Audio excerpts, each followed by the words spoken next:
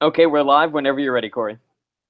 In this episode of Quality Time with Family Ties, they ask the question, how do you sleep? My answer is pretty well after about 6 minutes of a 22-minute episode. Hey, everybody. Welcome to Quality Time with Family Ties. This is your host for the next month or so, your co-host of a two-part podcast, Paul Packler. And with me, as always, is Corey Pepper.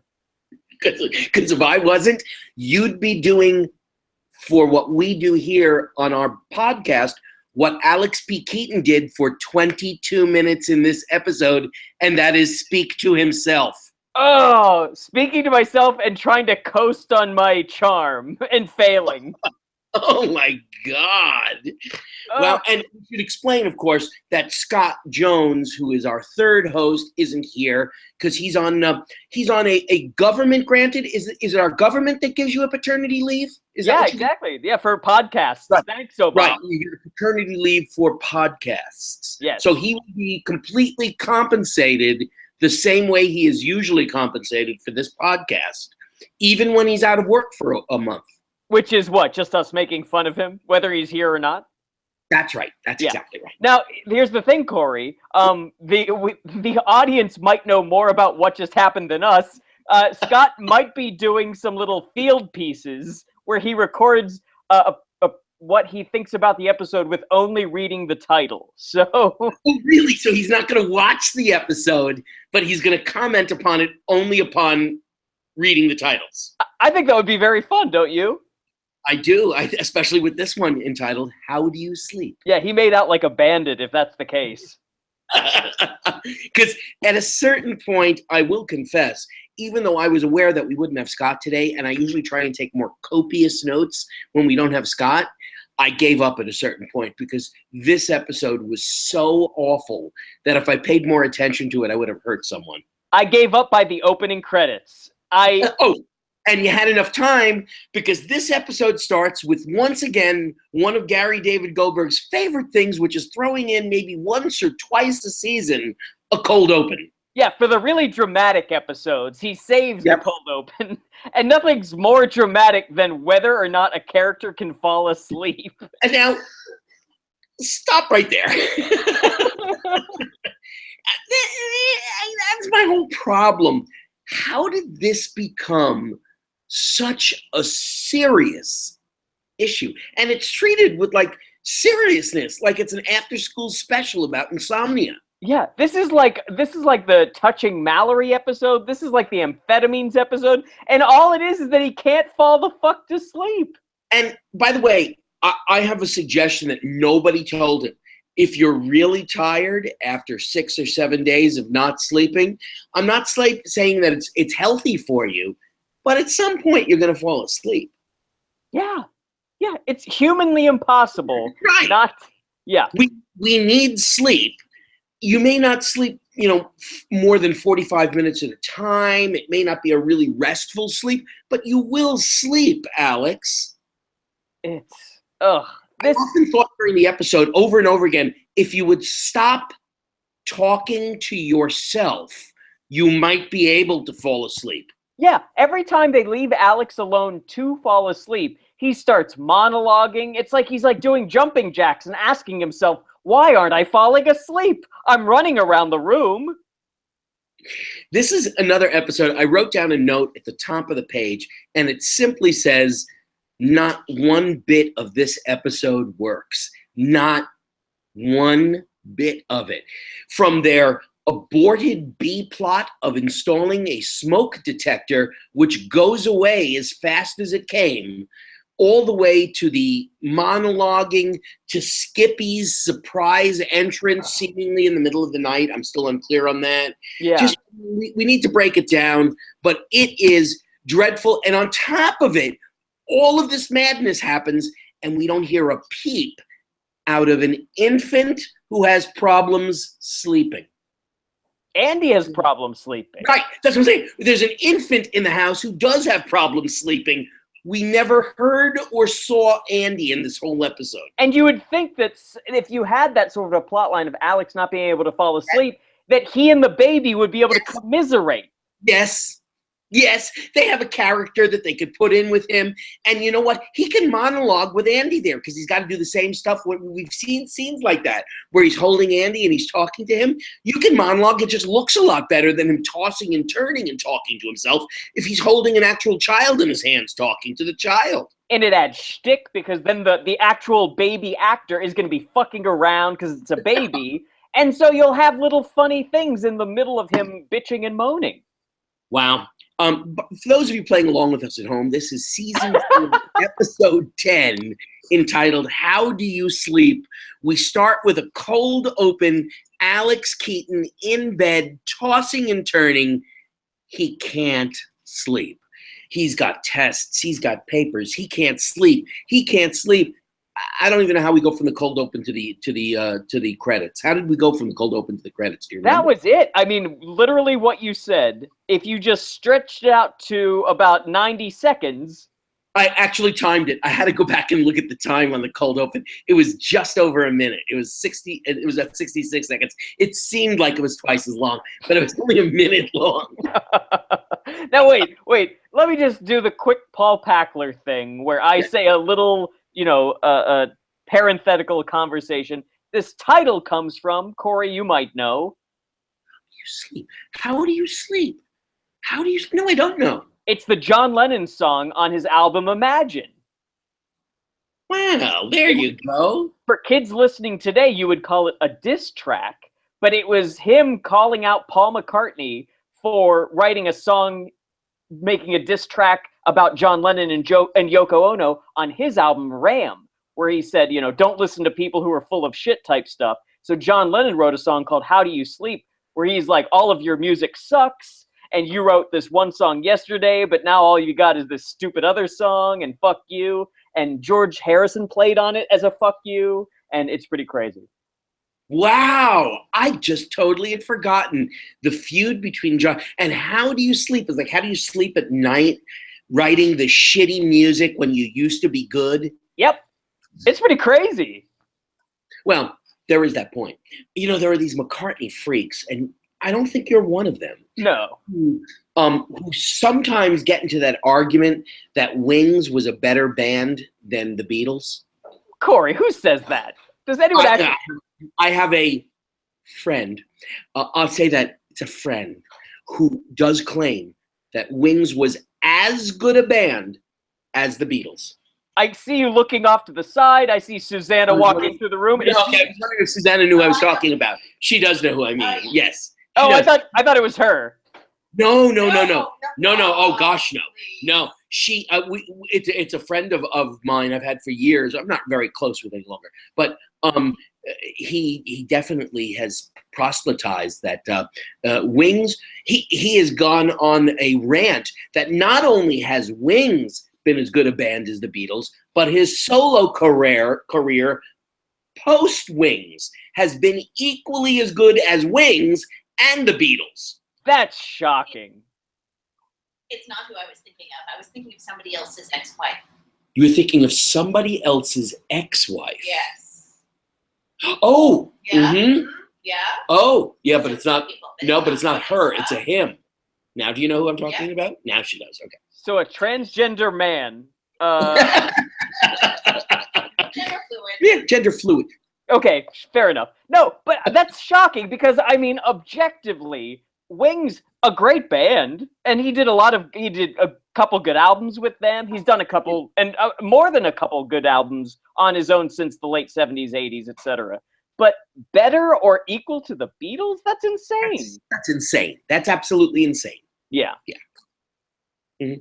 He also doesn't see that there's been any dissipation in Paul McCartney's voice over the last 40 years. He doesn't think that McCartney sounds substantially like a shell of himself than he used to sound as a rock singer. That is shocking. Because it's quite clear every time McCartney sings, you just want to say, take it easy, Paul. Go take a couple months off. You worked hard. probably about 5, 6 years ago, I went to a concert of his at Yankee Stadium, and it was right at the beginning of his trailing off. And what's Mhm. amazing is even today, he goes and plays on SNL or whatever. He still can shred. He can play all the instruments. He's just old now. Well, and the voice is a muscle like any other muscle. It atrophies as you get older. There's nothing you can do about it. That's why when you hear somebody like great opera singers who keep their voices late into their careers, like Pavarotti, who had that voice even when he was dying, he still had the voice. It's such a rarity that anybody keeps their vocal chops as they hit past 60 and onward. Of course. So it's completely normal, and yet every time I've heard McCartney. When was it? It was at the it was a Super Bowl halftime show a couple of years ago, Okay.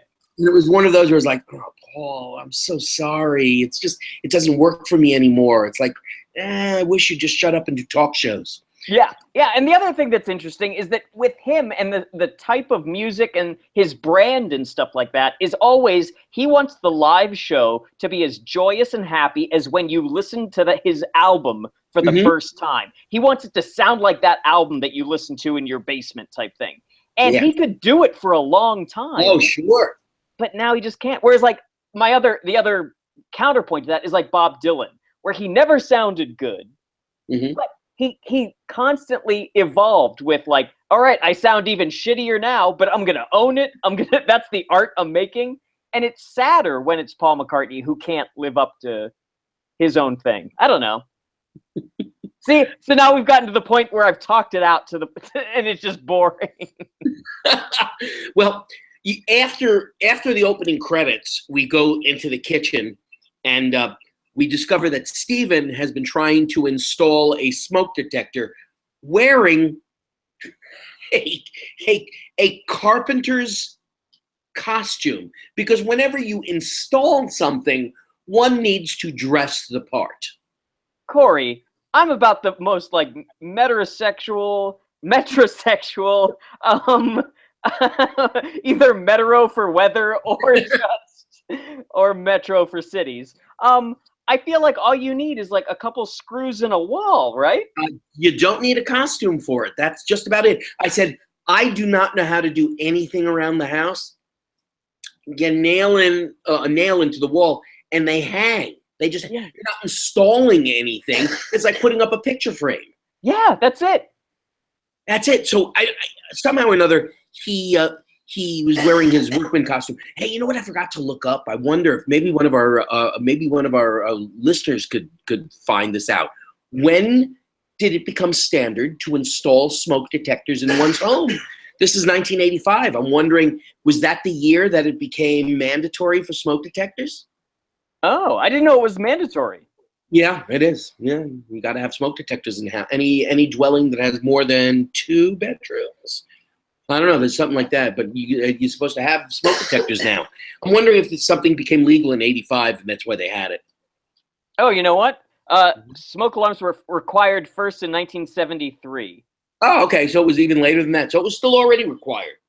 Yeah. Now it might vary from state to state. That I'm not Mhm. sure.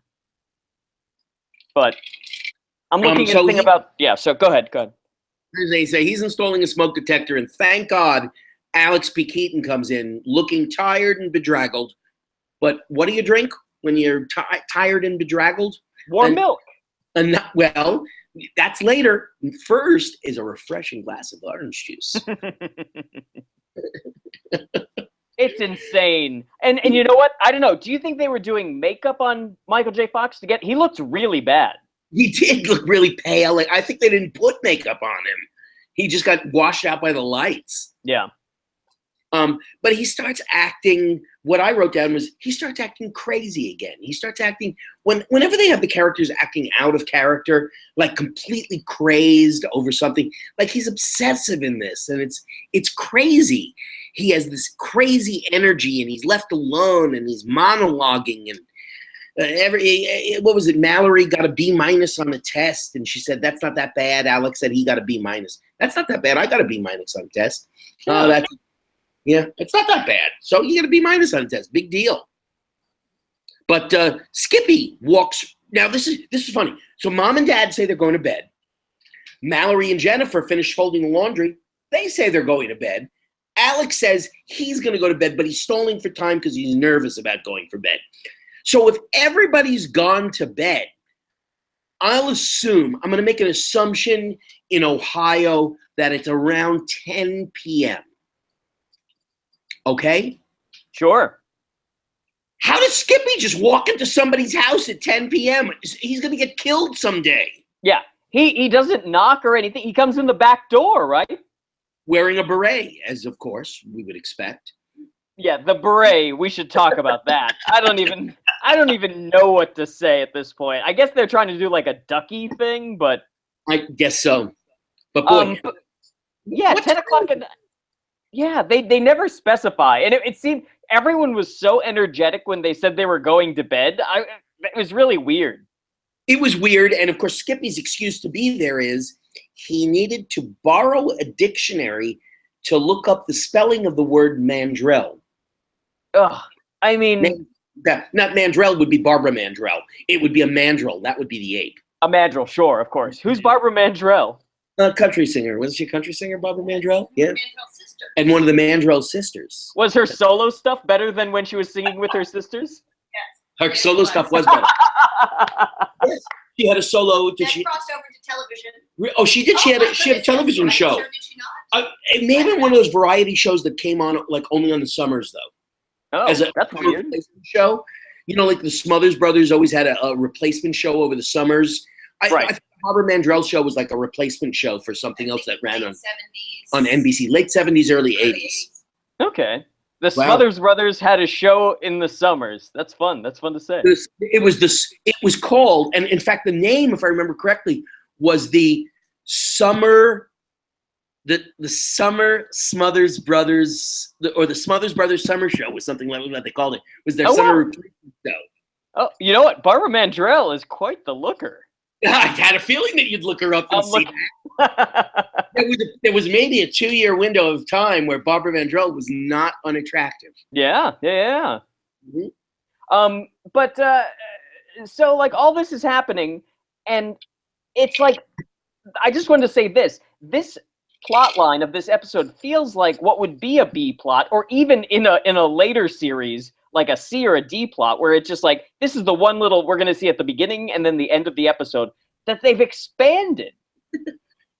And just like the last episode that we did where nothing happens after the premise, nothing happens after this premise.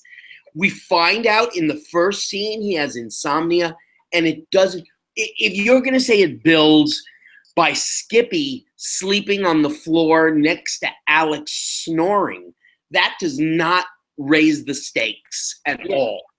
And that's the thing. They even let out the stakes because they're like they do a quick like gay panic joke of Skippy being like, "I'll sleep over in your bed," and then Yes. they're just like, "Nope, never mind." I'll sleep on the floor.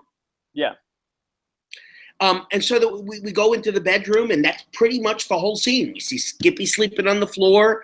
We hear Skippy snoring, and Alex launches into his third monologue in 3 scenes. Now, I don't think this is the first time we've seen it, but Alex B. Keaton has a picture of William F. Buckley above his bed frame, Yes, he and does. wow, is that guy an asshole? Yeah, he was about as right wing as you possibly could get. Yeah, you're a big anti-Semite. Anyone listening should go on Netflix and watch Best of Enemies, where Gore Vidal called him a crypto-Nazi on national television, and then he freaked out and called him a goddamn queer. And it was pretty intense. Mm-hmm. Yeah. William Buckley also once ran for mayor of New York City. Yes, I think in 1964. Yeah, because I knew I was around. I was there, and it was one of those where every time he was such a William F. Buckley had such a way of talking too with it. He did something with his tongue. Yes. Yeah. All the time it was with his and it was very weird, and it was a very affected way of speaking.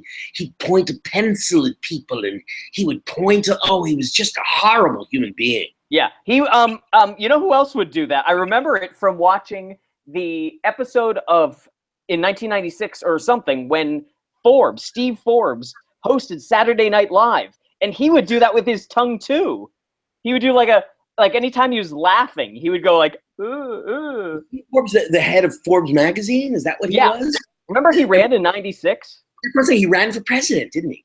Yeah. So this isn't the first time we've had a megalomaniac multimillionaire run for president of the United States. Right. This idea has existed for a long time. It's been percolating. Yeah. Perot in 92? It's true, and I imagine we're about 4 years away from Mark Cuban's entrance into the scene. From everything I'm seeing this election cycle, God Mr. help Cuban him. is a little jealous. He's like, "You can't be the only millionaire with the television camera staring at you." And he's charming enough, or at least people think he is, that I feel like he would get further along. Except I'm not, he's feigning allegiance to the Democrats and Hillary Clinton, and I think he only feigns interest in whatever he wants to say. He's only interested in people loving him. Right. He'll say anything. So I don't know what his politics is. Right. So we go from Alex in the bedroom to the kitchen. By the way, you need to stop me because this was the first episode I've ever seen of Family Ties where I can't tell you where the act break was because we didn't have a commercial. You know what? On Amazon, there's no commercial. I don't know what the two scenes were that were separated by a commercial. Here, I'll say this, because I know where it happens, because it was so awkward that I was shocked. But what was the scene after the bedroom scene? There was something in the kitchen, right? Right, we're in the kitchen. And the smoke alarm goes off. Oh, Alex is in there making eggs at 11 p.m. apparently. Oh, yes. So, yeah, they're... Which, of course, whenever I look for a midnight snack, I look for as many moves as possible. So making eggs, which is not the simplest thing in the entire world, that's sort of, it's crazy. It's a complicated thing. A bowl of cereal, okay, I'll buy it. A cookie, a piece of fruit, some ice cream, that's very easy. But Alex is getting out like margarine and he's buttering the frying pan and he's scrambling eggs and he's dicing up, it's a Denver omelet he's making. So he's dicing up some peppers and onions and some ham. And it's 10 o'clock. Hey, Alex, the whole family's going to show up in a second because the alarm's about to go off. Hope you have eggs for everybody. Oh man, and it's a mess. And so now we've got this bit going in the B plot where every time a loud noise happens, the smoke alarm starts going off, and it's as funny as me describing it just now. It doesn't get as many laughs as your description of it. So what happens? Refrigerator closing, and that sets it off, and then people throw things at it or make they bang on it, and it goes on and off. It's horrible. Honestly, this is probably the worst episode we've seen since out of season 4. Yeah. Oh, out of season 4? Oh, this is the worst episode we've seen since. We've had some bad episodes, but nothing nearly as bad as this one. This is as bad as The Vacation, I would say. Oh, absolutely. This is bad since in between season 3 and 4. Season 4. So there's something in the scene too that I wanted to mention. So everybody's downstairs in there. First of all, I've never seen so much sleep garb in my life with the pajamas and the robes and the ties and oh my God, everybody has to get so fucking dressed up to walk around in this house. What kind of weird sexual undertone is that? Like you can't walk around in your nightgown or your pajamas, or your sister's going to be so erotically aroused by you? For God's sakes, people, you can walk around. You're a family, for God's sakes. Who covers up in front of your family? Yeah, what do people sleep in? You sleep in your underwear and a t-shirt, right? Exactly. I just don't get it. And so Mallory's in her pajamas and her bathrobe, and Skippy shows up and she screams and covers herself up as if Skippy, who walks into the house at all hours of the day and night, has never seen Mallory in a bathrobe before. It's insane. And they really have Justine Bateman freaking out about it, and she's wearing 3 layers of clothes. She could be a dummy in a clothing store. She could be out front at American Eagle with all of her layering. It's ridiculous. So this scene ends, and this is where I'm assuming the act break is coming. This scene ends with Alex seemingly making eggs for himself, but then he's going back up to sleep. So we go back up to sleep, and it's 3:50 in the morning, and Alex still can't sleep. And is this the act break, or do we go back to the kitchen again? No, this is it. So what happens, Corey, is there's this moment where he goes upstairs, and then Elise goes, "Gosh, I'm really worried about Alex." And then it has this really strange cut to him in bed, and it's this artsy shot where the camera pans down on his face, and then that's the act break. It's so weird. I have it in a little box here on my page because usually I have half of the page is Act 1, half the page is Act 2. And this time I couldn't tell whether we were in Act 1 or Act 2 because I went and I thought, and I had to look at the time. I stopped the show. It's like, this is about the time for an act break, but it just didn't feel like an act break. It was so weird. It was so weird. I honestly, and that's the thing, like the big thing with act breaks in sitcoms is you usually 95% of the time want it to end on a joke. Of course you want to mine it for a laugh, get a button on the scene. But doing an artsy panning shot is the strangest, most incomprehensible way to end an act. I think that was the moment that the light bulb went off, that they weren't doing a sitcom, they were doing an after-school special about insomnia. They were really taking it very seriously.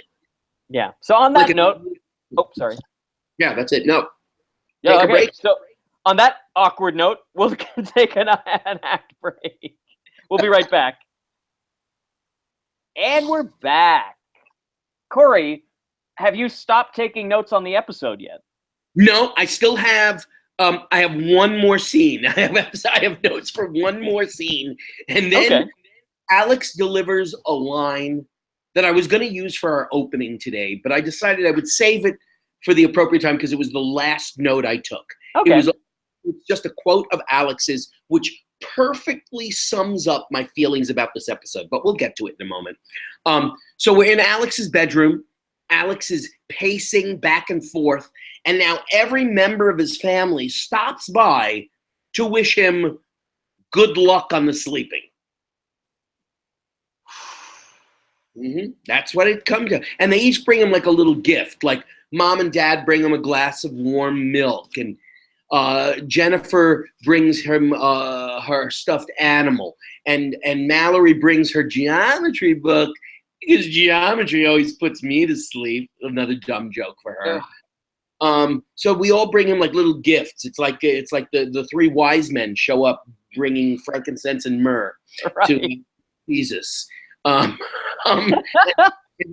was wondering, Andy was like going to crawl into the room with like one of his with Good Night Moon and like hand Alex. Here, Alex, read this. This puts me to sleep every night when mommy reads it to me, which would have been foreshadowing of the end of this episode. Oh, good. That would have been good. Yeah. So they all come in. It was a mask. Who brought him a mask? Oh, Daddy brought him a sleep mask, so he could wear a sleep mask.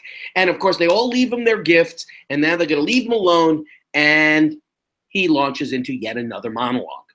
But before he does that, they close the door, and then they quickly, as he puts the mask on, reopen it. But did you notice, Corey, the physical comedy they were doing, that the tallest actor was on the bottom and Jennifer was at the top?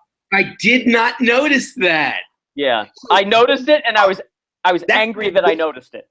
That's an admission on their part that there's no fucking laughs in this episode. So the director felt, John Pasquin, the director felt, I'm going to put laughs in the business in this serious episode about insomnia. Yeah, exactly, because it's not in the writing. It's totally a directorial actory choice. That is a director realizing, I got to add something in some business. So Alex is in bed, and this is the last line I wrote down. He screams the words out, "I can't take it anymore." Yeah, I mean, that says it all, folks. That was it. That was it for me. Oh, Corey, you're frozen. Are you still there? Uh-oh. Corey? Corey? Uh-oh.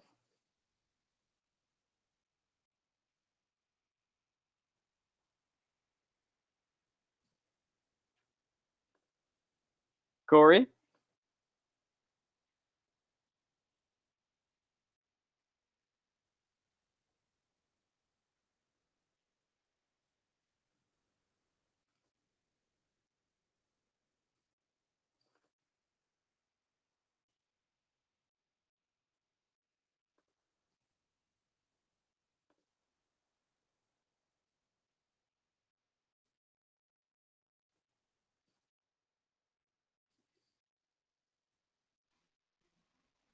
Hey, there you are.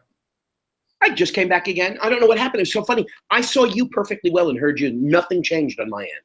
Oh, so weird. Yeah, you were totally frozen, and then it dropped off. Yeah, and then um how did I lose you? Oh, there you are. Can you? No, I can't see. How did I lose my vision? Oh, that's weird. Oh, let me try this again. It could be here still. Hold on. Ah, there you are. It was just a window issue. Oh, nice. Yeah. So, Corey, take it back to where you were saying what the final line was, and then we can edit back in. So he's lying in bed. He can't fall asleep, and he screams out the words, "I can't take it anymore," which perfectly embodied how I felt about this episode at this point, because I couldn't take it anymore. I couldn't take another scene of him tossing and turning in bed. I couldn't take another scene of him monologuing about why he's tossing and turning in bed. None of it made any sense, and I didn't care at all. Although we did get, right after this, "I can't take it anymore," Paul, we got our favorite set. We did. I was so shocked, and then I was so disappointed that our favorite set did nothing to help the episode. Absolutely. And I thought, when they went out there, I thought to myself, wow, maybe they're going to use more shtick, more physical shtick, because they got the farce set up, as we refer to it. Right. The slamming door set. You got 4 bedrooms and a bathroom up there. You got 5 doors that you can go in and out. But nope, they didn't use it at all. No, not even a little bit. It was maybe like 3 lines before they cut to the next set. And what was really weird was, so now they're all out in the hallway. They're all paying attention to him. And once again, we still don't, Andy must have the worst hearing. They should check into a hearing aid for Andy. Because babies, while they are known to be heavy sleepers, they didn't hear this nonsense? Andy couldn't hear this nonsense going on all night long for 8 nights in a row, as Alex says. And not only that, we haven't checked in a long time of the shooting schedule and order of how episodes were made, or whether they were supposed to be originally released in this order. But the fact that a TV show could go so long with just ignoring that a baby exists is so weird. Mm-hmm. I would expect that he would have come up a little bit more often, but in the past 2 or 3 episodes, we neither see nor hear from Andy. It's very strange. Well, I was going to say, why bring Andy into the show? And then I remembered they only brought Andy into the show because Meredith Baxter Burney was pregnant. Right. I don't think, given their druthers, I don't think they do it at this point. Totally. So the next scene after this, I know you didn't write it down, but is it the final scene where they have the little chat? Yeah. Now, we've set up the premise that Alex can't sleep, and then we followed it for the next 21 minutes before this final scene being like, hey, so what's the problem, Alex? Why can't you sleep? Mm-hmm. And as soon as someone asks him that, he launches into this whole existential crisis he's in about school and Ellen's school and his future and Ellen's future and all this stuff. And when this would have been a great time to discuss and think and talk about was in scene fucking 2. Absolutely. That's where this should have been. And everything in between could have been removed and out of the show. It made no sense. Yeah, because then you know what you do? You could bring in Ellen, and then he could have a conversation with her, and that could be scene 3. Or they could fight about their future, or whatever. But it's just like, it's weird, because in Gary David Goldberg's book that I read, he talks about the 3 rules of script writing, which is hang a lantern on it, which means if there's a plot point that needs to happen, or some sort of like discovery a character makes, you need to make sure the audience knows that they're doing it. You can't leave it up to chance. everything needs to be really open and overt. Mm-hmm. The second thing he talked about was that you have to move everything to the front load everything. If you have a story point that you need to make, it's at the end of scene 1, make it at the beginning of scene 1. And if it's in scene 3, put it in scene 1. And it's just like move everything faster toward the front. Mm-hmm. And then I forget what the third one is. It's probably make it funny. But like, I don't understand how he could write that in his memoirs and not, and this episode is a case in point of why you need to do that. So funny, I just finished reading Stephen Bochco's memoir. It's dreadful. It's one of the most unreadable books I've ever read in my whole life. And I couldn't put it down because it was so self-aggrandizing. It's quite amazing. It's amazing for a writer to work with, and the litany of great television writers who he worked with, who he shepherded, who he mentored, just to name two, David Milch and David E. Kelly. The two David. It's amazing how in the entire book he doesn't give credit to Milch or Kelly. Kelly, who created Doogie Howser with him, and then was the executive producer of L.A. Law and the showrunner on L.A. Law for most of its run, and then created other shows with him as well. And David Milch, who joined him after the first season of Hill Street, and then created NYPD Blue with him and ran NYPD Blue for 11 of its 12 years. And he doesn't give credit. In his mind, whenever he came to the show, that's when the stories were straightened out. He arrived on a white horse and he straightened out every problem that ever was. That's amazing. And then my favorite part of the Stephen Bochco book, 70 pages. He had leukemia about, 10 years ago, and he thought he was going to die. So while he was in the hospital, for 4 months receiving bone marrow transplant and chemotherapy. While he was in the hospital, he decided, what does a writer do? He writes. But since he was in an immunity bubble, nobody could come and visit him. So the only way he could communicate was by sending out daily long-winded emails about everything that was ruminating in his mind and what was going on with his health. He published 70 pages of his memoirs, emails he wrote to his family every day. Like, I'd be interested in that.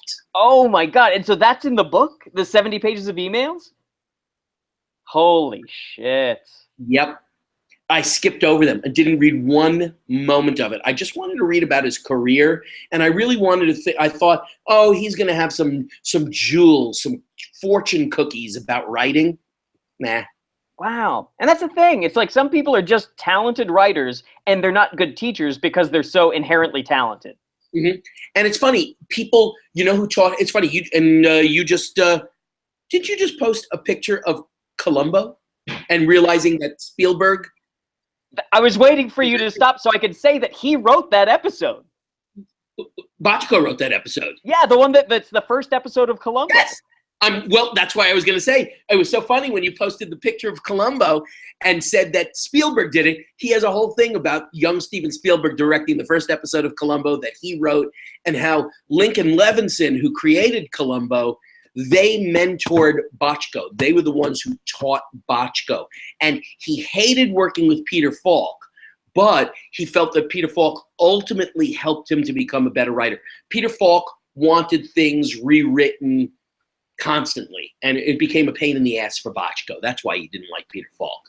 Interesting. How so? Like, he thought that the character wasn't being treated correctly by Bochco? Or what? He didn't think that some of the lines just didn't sound like Columbo. So in other words, Bochco wrote, what he wanted was to say, and Mr. Perkins, one more thing. You know what Columbo's famous for saying? So if that didn't exist in an episode, he wanted that moment. He wanted that scene in every episode. Wow. That's amazing. And I felt as though, I've been there, done that. We're doing that every week. I don't like that convention. It doesn't make me comfortable. I want to move on and do something else creatively. And Peter Falk, nah, Steve, we ought to get this in this episode. That's so funny. Mm-hmm. But when he posted that, I thought to myself, yes, that was the first episode. I knew that Bochco had directed that. That's so cool. And you know what? I hadn't watched it since I was a kid, so I'm going back and revisiting. It's good. They're really good episodes, and Lincoln Levinson really knew what they were writing when they were writing TV murder mysteries. They had comedy in it. He also credits Stephen J. Cannell with his writing career. Stephen J. Cannell, who had an enormously long career, the A-Team, what was his other shows? The one that is most famous is Rockford Files. Okay. With James Garner. And Bochco feels as though that was another show that combined character, comedy, action, adventure, and had the charm of a huge movie star in the leading role who could do both comedy and romance and action and adventure. Yeah, that's what's really interesting about these shows from the 70s that are like the hour-long dramas, that they cover a lot of genres. Mm-hmm. It's interesting. They had to sort of stay in the middle there. Nowadays, it's so demographically driven, like the Shonda Rhimes shows are so driven towards women of color. Yes. Which is a big audience. Look at Empire. Look at, there's so many shows, which is great. And it's certainly great for actors of color that these things exist nowadays. But all shows are demographically driven, whereas in the old days, I don't think they used to demographically drive anything. Good was good. Right. Well, at the same time, they just didn't have black shows either. That was the other thing. That solved that problem. We don't write African American actors, so don't worry about it. Yeah. But no, but at the same time, like with what you're saying, because they didn't have so many channels, and so it had to be a single, like you had one night to do an hour-long movie thing, that you felt like you had to really be able to appeal to every taste, every taste in a show. Well, you need the whole family to sit around. Nowadays families don't sit around and watch television anymore together. Kids go into their room and they're on their device. Parents could be on a device, but they're watching different things than their kids are watching. Yeah, it's really interesting. Mm-hmm. It's rare when a show comes on that everybody wants to watch. Yeah, it's rare. It doesn't happen that much. At this point, I would say it's probably just like variety type talk shows. It's like America's Got Talent. Yeah. Right. Or watching a clip from well, I wouldn't say Jimmy Fallon, because I wouldn't do that to you. No, but I would argue that that's the sort of thing that you would have everybody. Exactly, because that's his shtick, is appealing to as many people as possible. Right. Don't even fascists, presidential candidates. Oh, yeah. Let me just rub it. It's so cute and fluffy. But anyway, so that's the end of the episode. Is that like Alex says that he is concerned about all these issues. Elise says, you know what? You're getting older. That's going to be the thing. All you have to do is know that things will be okay. And I get that way too. And then what happens? She reads him a bedtime story? That would be after nestling his 19 years old body in between his mother's bosom on his bed, holding her hand in a relatively creepy moment for me. I just felt uncomfortable. I don't know why. I think it would be perfectly fine if I saw you hugging your mother. That wouldn't make me sick to my stomach. But I don't think there'd be any real signs of affection that I would have to look at. Your mother's not going to sit there and run her fingers through your hair lovingly. You're a grown man. Why would you do that? It's weird. It's weird. There are moments of affection between parent and adult children, but that was just weird to me, the lying in bed and letting mommy read you The Three Little Pigs while you fall asleep in her arms. And then she can't even get out of bed. She's going to spend the night sleeping with Alex. Yeah, exactly, because if she gets up, then he's going to wake up again and then won't be able to fall back to sleep. That's right. Ugh. What a mess. Honestly, I texted you a couple days ago when I watched this episode. I just said torture. That is exactly what I remembered. And as I'm watching it, I paused at one point and I looked at Susanna and I said, now I know why Paul texted me torture. I understand completely, because at least I knew we were on the same page, because it was torture. I'm glad that we went all over the map talking about so many different things, because I didn't know how we were going to fill up this time. How do you kill 45 minutes talking about this piece of crap? Yeah. And it's just poorly written, badly executed, because there was nothing on the page. And honestly, if every episode were like this, I would have quit this show long ago. Absolutely. So every time we get an episode like this, I look forward to the next week because it couldn't be worse. Yeah. On that note, hopefully things will be better. It's very Paul McCartney, John Lennon, where that song, it's getting better all the time. It can't get no worse. All right. So rate and review our show on iTunes. For questions and comments, email us at qualitytimewithfamilyties@gmail.com. Follow us on Twitter at QTWFT for updates. And I'm at Paul Packler. I'm at Corpep, and Scott's at Follow Jones. And you can like us on Facebook. We'd like to thank our host and producer, Barbara Dillon at Fanbase Press. Fanbase Press is a comic book publisher and an online community supporting other creators and fans through daily reviews, interviews, and podcasts that span the pop culture spectrum. What's up? Barbara and Dylan, a happy anniversary. Happy anniversary? No, happy birthday. Whose birthday was it? It was Barbara and Dylan. I said Barbara and Brian. It was Brian's birthday, right? Yesterday, yeah. Yesterday. I knew that. Happy birthday, Brian. Happy birthday, Brian. As you're listening, you can edit that out or keep it in. Your choice. You can find all Fanbase Press stuff on their site, which is www.fanbasepress.com. Also, we'd like to thank Perry Adams, who beautifully performs Family Ties and our theme song, Without Us. Check out Perry's website, www.perryadams.com. Also, we'd like to thank Bryant, happy birthday again, who created our fantastic drawing and artwork, as well as edits our show. Bryant is the president and co-founder of Fanbase Press. Follow him on Twitter at Comic Book Slayer. Finally, we'd like to thank Sean Foster, Fanbase Press's graphic designer, for designing our logo. We'll see you next week. Scott, we hope you're good. And we can't wait. Hope you've got a baby soon. Yeah, can't wait to listen to your minute-long diatribe. Bye, everybody. La, la, la.